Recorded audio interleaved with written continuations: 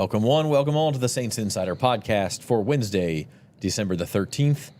I'm Zach Ewing alongside Matthew Paris, Luke Johnson, and Jeff Duncan. Saints get back in the win column finally with a 28-6 victory over the Carolina Panthers on Sunday, and look forward to ending this three-game homestand with a visit from the New York Giants this coming Sunday. So we'll talk about that. We'll talk about a little visit from Tommy DeVito coming in. That's right. Tommy Cutlets, as they call him, and his agent, who's just an absolute cartoon character, by the way. I think the way I would describe it is he looks like a character from I Think You Should Leave, which that's not going to resonate with everybody, but for the people who it does resonate with, they're going to know exactly what I'm talking about. His slick back hair, sloppy steaks. He's ready to go. It's perfect, man. The man is enjoying his 15 minutes of fame. I thought of him as a cross between a Godfather character and like an Italian Indiana Jones. It's like a bit part on The Sopranos. Yeah, he'll be in the Dome on Sunday, I'm sure. Sean Stellato is the name. But we'll look forward a little bit to the Giants. We'll have a full preview of that game on Friday's podcast. Also talk some injuries. Is Derek Carr anywhere near 100%? Is he where he needs to be? Some fissures in the locker room. Matt's already answering that. And much more on today's podcast. So I just want to let you know Saints Insider is sponsored by Bank Plus. Their banking decisions are actually made here in New Orleans by local bankers who know the community and take the time to know you.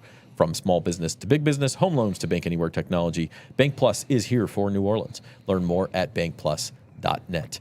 Also, subscribe to the Saints Insider podcast on the Saints on NOLA.com YouTube channel. Also got not live, but videos we post from the locker room and from press conferences throughout the week, and the Saints Insider post-game show after games. So good time to subscribe, good place to start. I was listening, guys, doing a little self-scouting as I do, to a podcast we did a couple months ago. I like to listen to all the old ones and find out what we were talking about. And this one was before the Jaguars game. And believe it or not, this was October 17th, and we were talking then about fissures in the Saints locker room and whether it was a problem.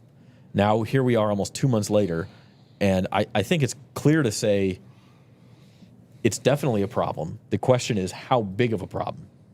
Jeff, I'll toss this to you. Is this issue being overblown like Dennis Allen would like us to believe that it is being overblown, or is there a serious problem with kind of infighting in the locker room? I think the way to answer that is one of two ways. I mean, I think it's bigger than the Saints are making it out to be, but not as big as fans are making it out to be.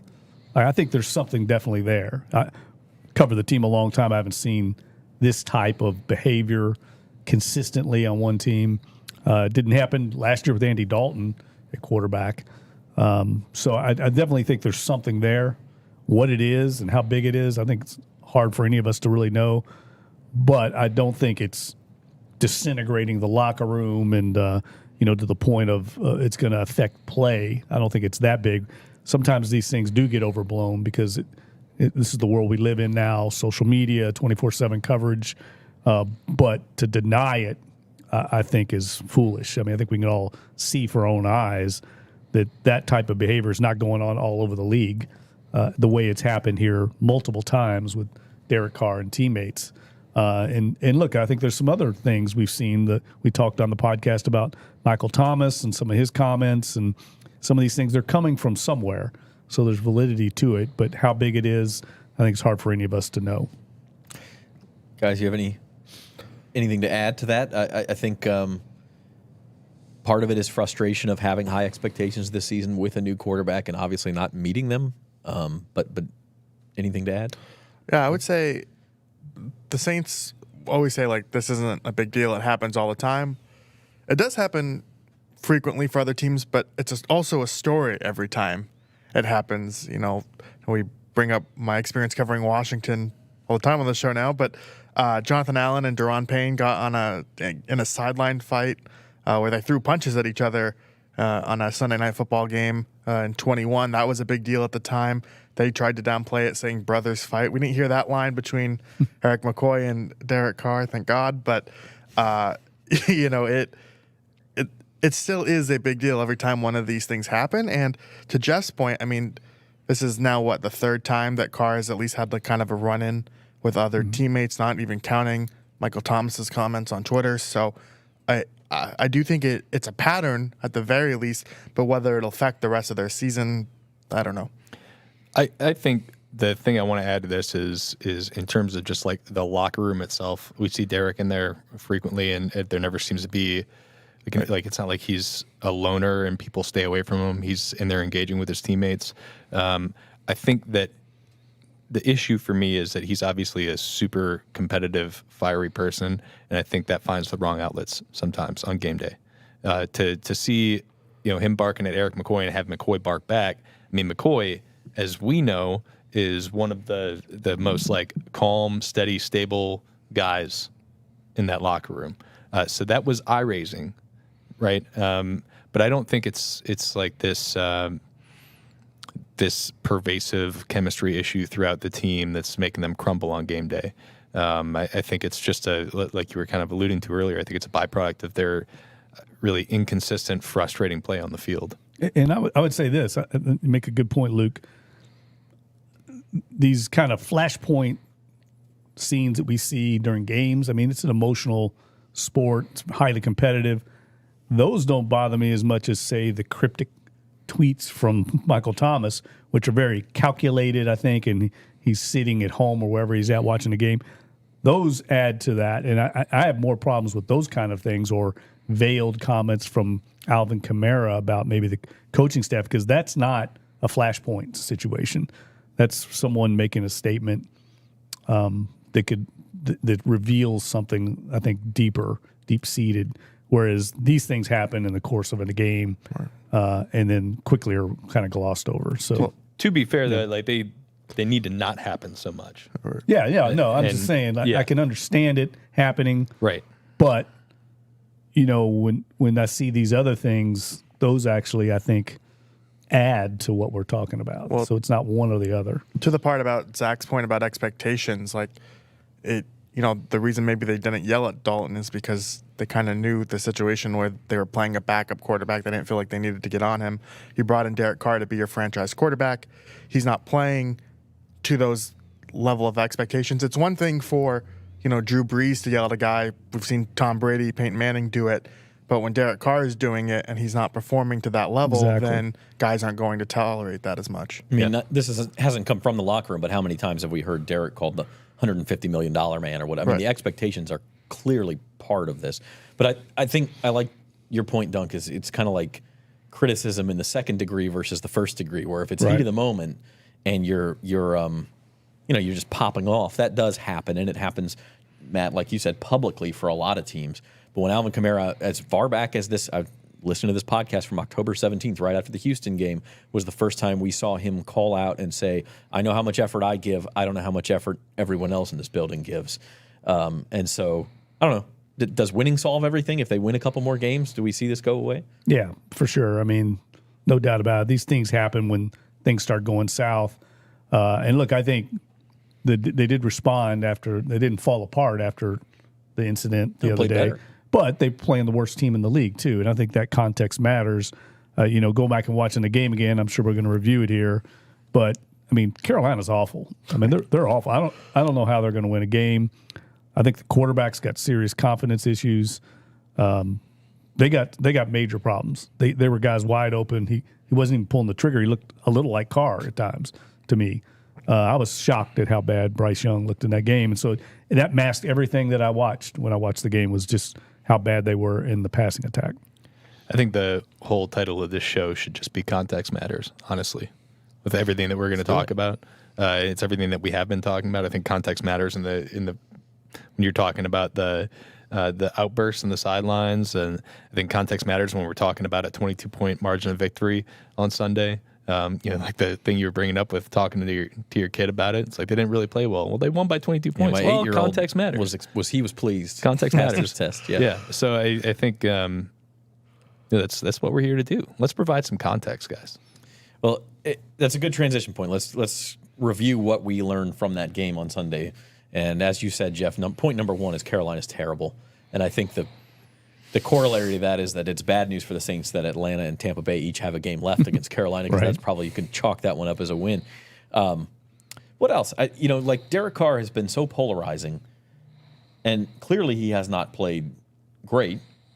I don't think he's been awful. I think one thing that doesn't get talked about a lot is he anywhere near 100% health?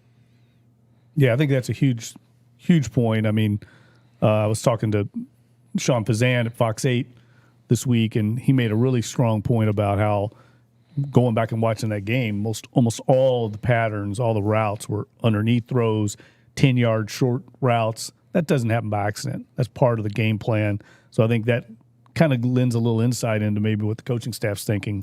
And maybe they also figure they could beat Carolina, who's so bad, by just doing that, and don't want to give their defense any type of chance at a turnover. I think probably the coaching staff looked at that game and said, we can win this game as long as we just don't give anything to Carolina. And Carolina plays a lot of too high, right? Yeah. So that, I mean, some of that's baked into that, but it's also, Derek Carr brought up his ribs injuries after the game. Right. And the question for me is, how much of that has actually impacted his performance, or now that he hasn't performed well, how much of that is kind of excuse making? I tend to give the player the benefit of the doubt on that situation. I do think we've seen him banged up. We've seen him kind of gut through these games.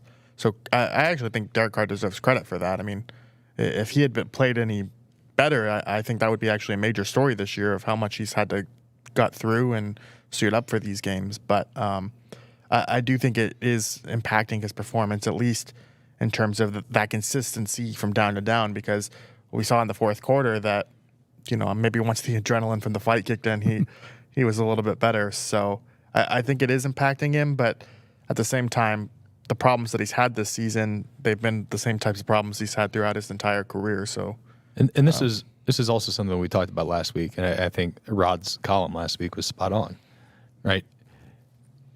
Let's say it is hindering his ability. He's already shown everybody how tough he is.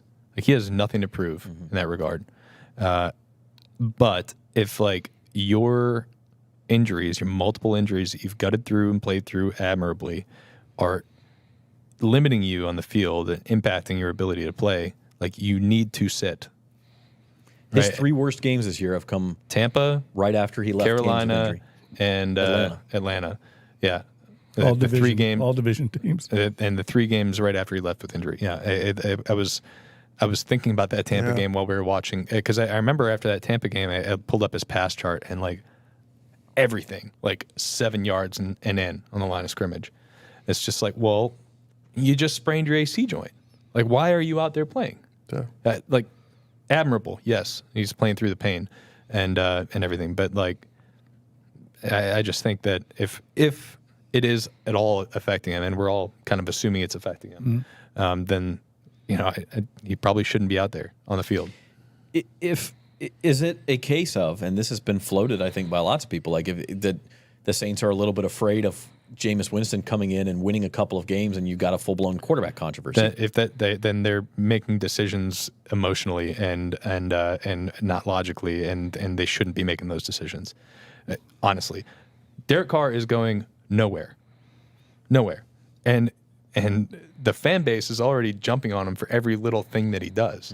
So it doesn't matter. It doesn't matter if Jameis goes in there and throws for 420 yards and 5 touchdowns, right? Derek is going to be your guy because you are financially tied to him for at least the next 2 years, or for at least next year and probably the next 2, because of what they're going to have to do with his contract next year to get under the salary cap.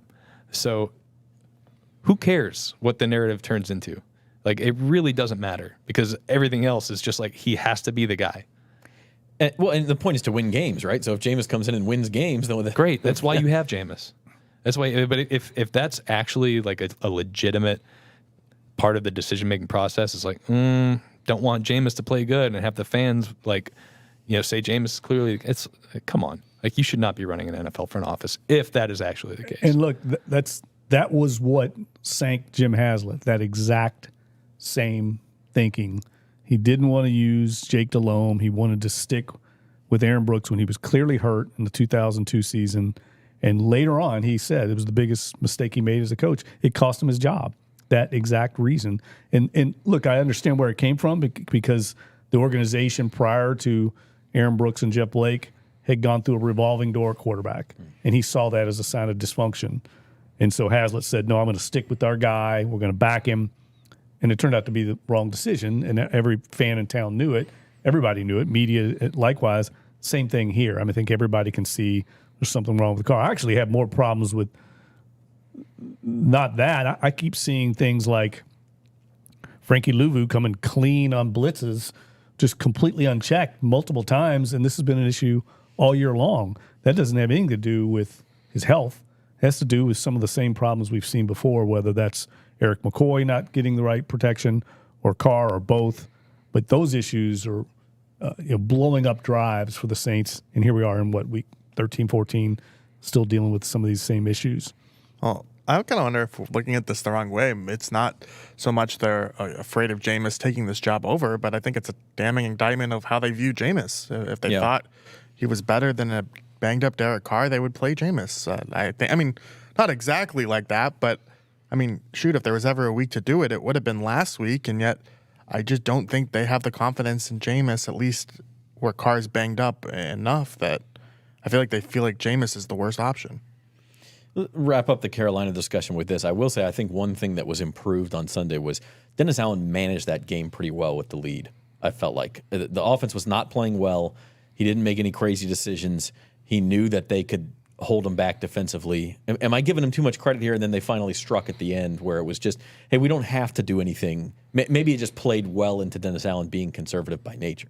Minus the flag toss, which was hilarious. Yeah, well, yes. Yeah. Dennis's explanation for it was hilarious. He took a jab at himself, and then you go back and watch the tape. It's on our YouTube channel, by the way. It is. It is truly outstanding. Like, the pass is, like, in Adam Thielen's hands, and the flag is still flying in the air. He just, like, I mean, the guy must have tossed that thing up, like 25 yards in the air, you know?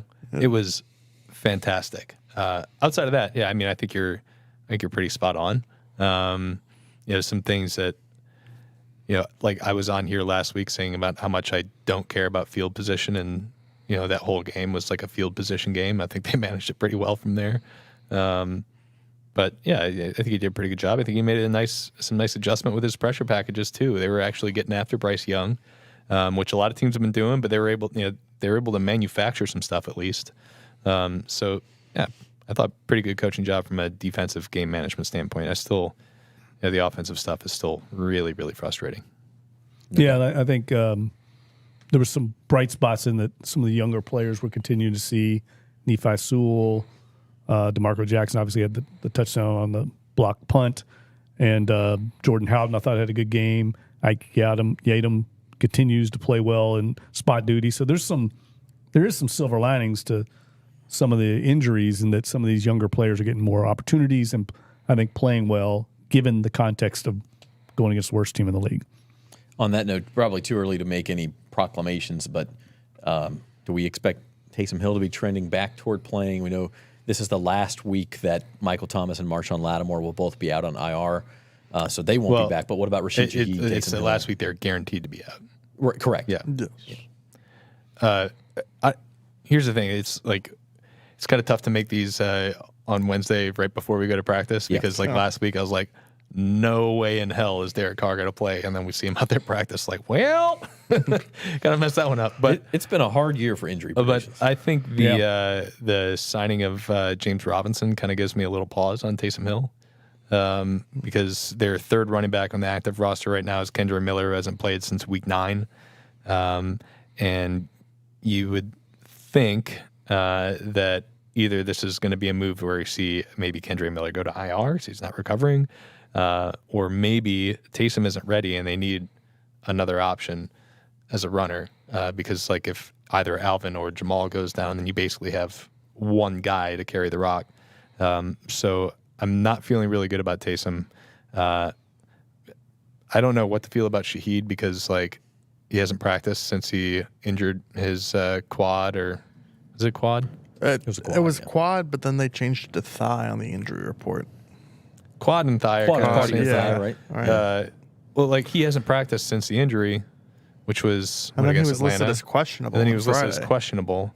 So, like, who the hell knows what's going on with him? We've at least seen him like around in the locker room a little bit, but haven't seen him wearing a uniform. So I don't know. They're in like a weird spot injury wise. And look, I think it's complicated by the fact they got a short week the following week when they go out to LA.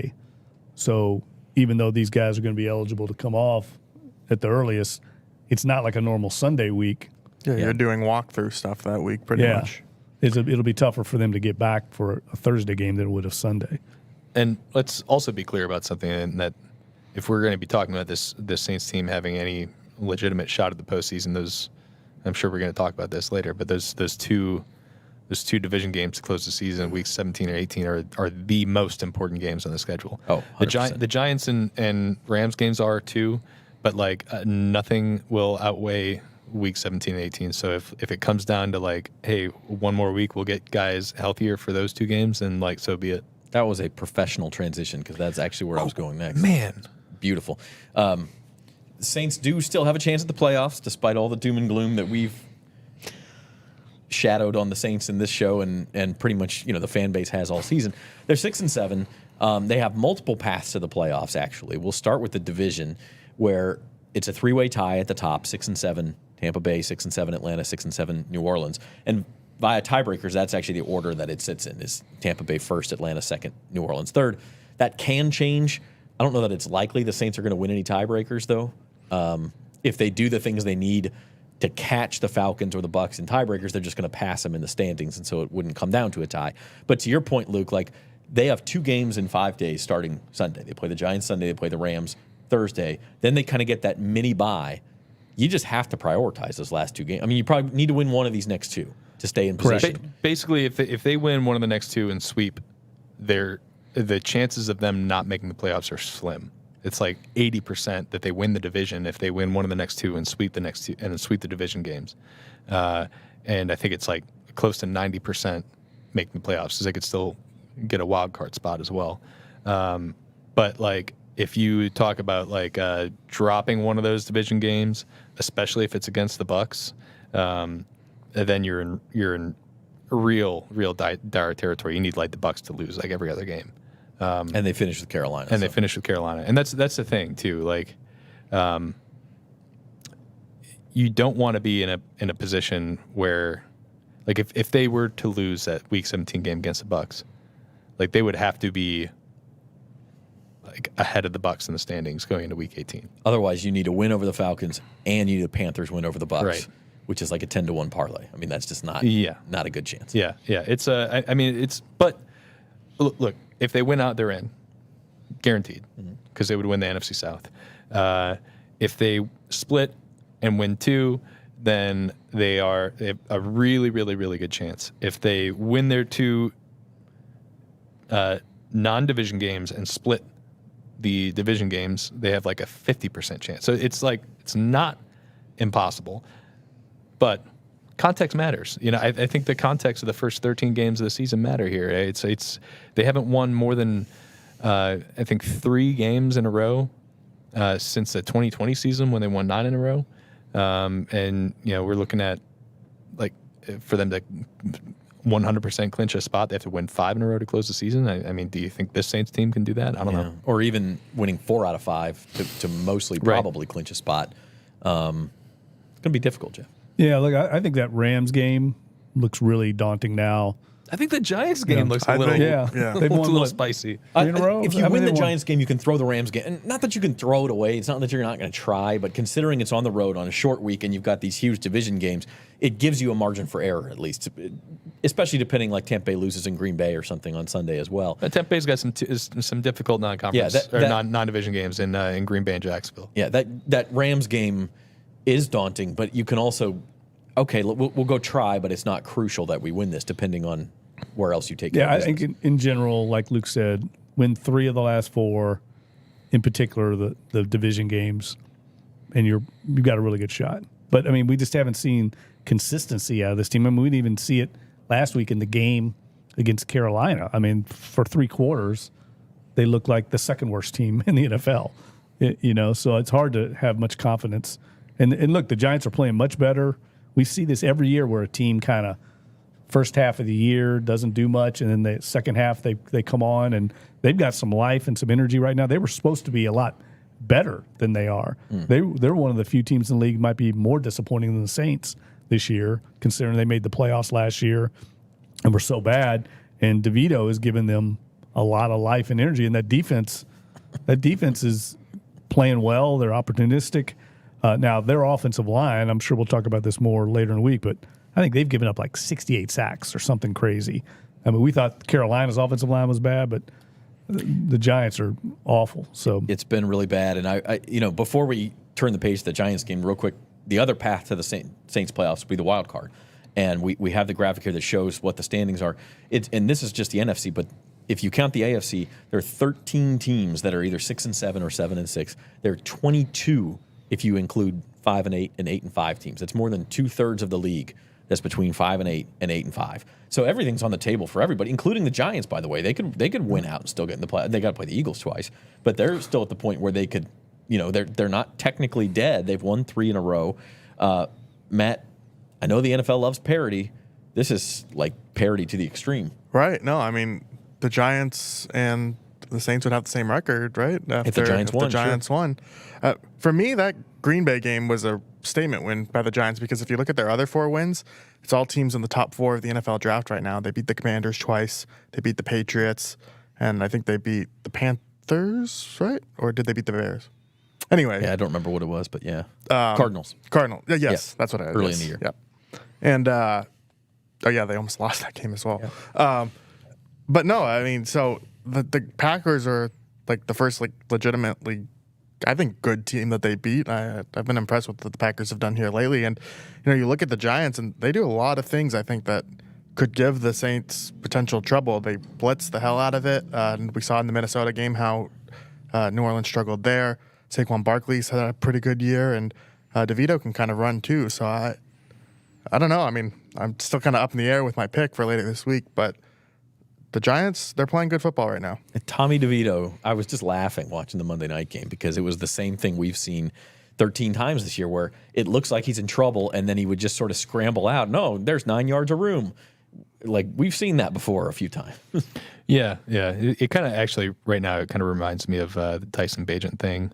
The Saints really struggled against him. I think he had like 70 rushing yards, but then he kind of turned into a pumpkin at the end of the game. Once he had to chase that game, it was... Yeah. So, like, I think that's really going to be the important thing. And, like, God, I wish I could stop saying this. Saints, please, like, give me a new script to work with here. But, like, start fast. This is, like, 100% the key in this game. Start fast. Make the rookie quarterback go make plays that aren't just, like, scramble backyard football. And you're probably going to have some success. But, like, man, if they get off to a slow start again, whether it's offense or defense, and it's a tight game, like, I don't feel very good about, like, this guy who came out of nowhere against that Saints defense. Especially if the Giants get Darren Waller back. Yeah. They're supposed to as well. The last time Saints faced Darren Waller, he went off for about 1 billion yards, and we've seen them have some pretty bad games against tight ends this year. Derek Carr at quarterback. Look, Tommy DeVito is like NFC Offensive Player of the Week, which seems he threw for 140 yards. He had 71 yards rushing, but like Deebo Samuel exists, guys. The guy had a huge game. Yeah. I don't know, but how many chances is Tommy DeVito going to have to be Offensive Player of the Week? Right, it's a huge win against a legacy team. Like I get it. Deebo Samuel's going to win that award 40 times, and he's going to not care about it because he's got $1 billion and a yacht. You said it reminds you of Bagent. It reminds me a little bit of Josh Dobbs, where he's like the story of the league. And the Saints just have to be able to bring him back down to earth, and they weren't able to do that against Dobbs. But to your point, like, if you can they played as poorly as they played at times against Carolina on Sunday. The reason they were able to control that game is because they had the lead. And if you make Carolina chase the game, a bad team is going to make mistakes when they do that. And eventually the Panthers did. And the Giants will do the same, Dunk, but they, that's the key is you have to put them in that position. Right, because the strength of the Saints team is their pass defense. So the run defense? Yeah, no, not the run defense. Obviously, you get the lead, you force an inexperienced quarterback to throw into the teeth of your strength. And we saw what happened with Bagent. We saw what happened with Bryce Young. I mean, same thing. When they're trying to make plays, they can't do it. Whereas the Mahomeses, the Burrows, those guys, that's what separates them from the rest of the league. And look, the Giants do have Saquon Barkley. I know he had a bad fumble on Monday night, but he's been one of the leading rushers in the league the last few weeks. He is a weapon, and that's somebody they're going to have to deal with given how many yards they've given up recently on the ground. I think Saquon roasted them the last time they played too. Yeah. In the passing game, I think he had a good play too. Yeah. I think it was like to win the game, if I remember correctly. But I will say that like the one huge advantage the Saints have in this game, and this is kind of going into what we're talking about, is like the Giants might be right there with the Panthers in terms of like no juice in the receiving weapons. Correct. They've got Waller, who's a great player, but like a lot of times when the Saints have been burned by these tight ends, they keep saying they're worried about Jordan Addison or who's they're worried about Amon-Ra St. Brown when Laporta killed him. They're going to go into this game. They're going to be like, okay, Darren Waller, Saquon Barkley, we know where you're at all times, and like everybody else, like our guys are going to smoke you off the line. So I think that's a significant lack for the Giants. That's why if they're able to get off to a big lead and they're able to prevent Saquon from killing them on the ground, I think they have a really good chance. But it's like this is something we've been talking about all year, and how many times have they gotten off to a big lead this year? All right.